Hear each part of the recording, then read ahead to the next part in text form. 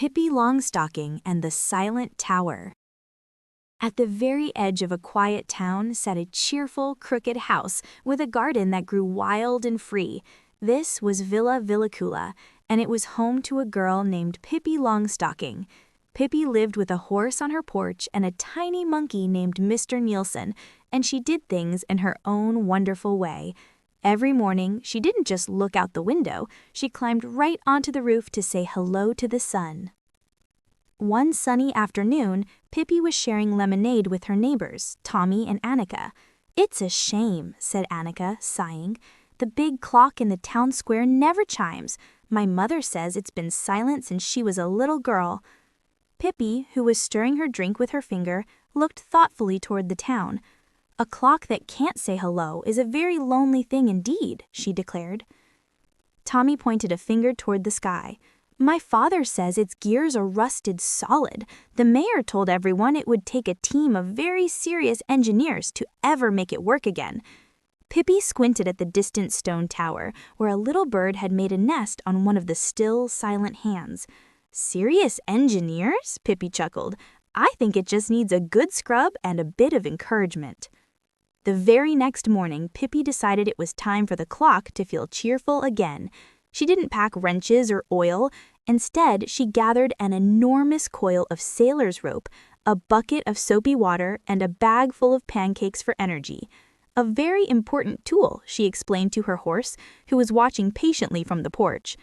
Pippi marched into the town square, her red braids bouncing with every step. Mr. Nielsen chattered happily from her shoulder. The town's mayor, a kind man with a tidy mustache, spotted her from his window. "Goodness me," he murmured, adjusting his spectacles. "What adventure is Pippi Longstocking on today?" The little door at the bottom of the tower was locked. "Oh, fiddlesticks," said Pippi, but she wasn't discouraged. She simply grabbed onto the rough stone ledges and began to climb the outside of the tower as easily as if it were a tree in her garden. The wind tugged playfully at her braids as she climbed higher and higher. Pippi slipped through an open window right into the clock's dusty heart. Giant silent gears stood like sleeping iron giants draped in thick cobwebs. A golden sunbeam pierced through the grimy clock face, lighting up the dancing dust motes in the still air. My, she whispered to herself, "it's just a bit sleepy in here." She didn't bother with the complicated machinery. Instead, she scrubbed the inside of the clock face with her soapy water until it sparkled. Then she tied her strong rope to the great, heavy pendulum and gave it a mighty pull. With a groan and a shudder, it began to swing. Mr. Nielsen used a pancake to polish a small, dusty bell until it shone. Down in the square, people stopped and looked up. A low, rusty groan echoed from the tower, followed by a loud creak, and then, bong! A deep, clear chime rolled over the rooftops for the first time in memory. Annika, standing with her mother, gasped and pointed. "Look, it's working! Pippi did it!" Bong! The clock chimed 12 times, its voice clear and strong.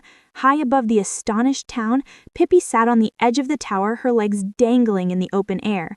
The little bird's nest was now safely tucked in a nearby tree. The clock was telling time, the birds were safe, and as the beautiful chimes filled the air, Pippi Longstocking knew she had made the world a little bit happier.